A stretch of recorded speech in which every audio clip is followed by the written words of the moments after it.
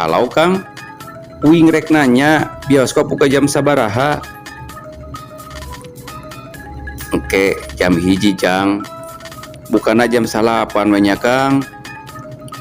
Teu bisa atuh Jang, geus biasa jam hiji bukannya jam 11 telepona disada deui. Halo, jam sabaraha bukannya bioskop teh? Maneh nu tadi nelponan teh nya pan geus dibejaan bukannya jam hiji. Jam 12 we atuh nya Kang. Teu bisa.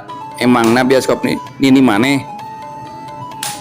Nawar saeutik we atuh Kang. Singkarunya baelah setengah hiji we nya. Sebenarnya maneh teh hayang ngalajo film naon atuh? Menikah cida pisan hayo we nelponan.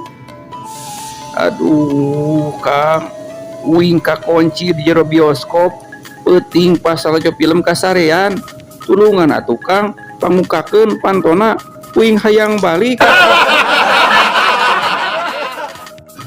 Net, di mana euy? Junet ngajawab, geus apel ngan teu jadi cieu. Kening sarua jeung uing. Uing rek apel teh teu jadi. Ceuk si Ucia. Junet ngajawab deui, nah maneh teu jadi cieu.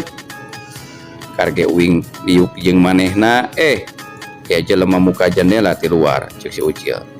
Uing kabur we da bisi salakina euy, ari maneh nah teu jadi net.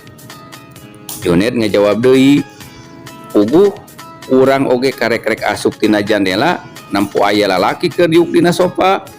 Jeung manehna urang kabur bae da bisi salakina. Ucil, ari maneh apel ka saha kitu net? Nini Uti. Si Ucil ngahuleng. Kening sarua. Neng, teh benar-benar cinta kan Neng? Nu leres leres ih, ari Neng cinta teh ka nya cinta atuh mun Neng cinta ka urang nikah atuh yuk. Ih, ari pan urang nage sakola kene. Nya kumaha lamun nikahna poe Minggu atuh. Poe Minggu mah libur Neng sakolana oge.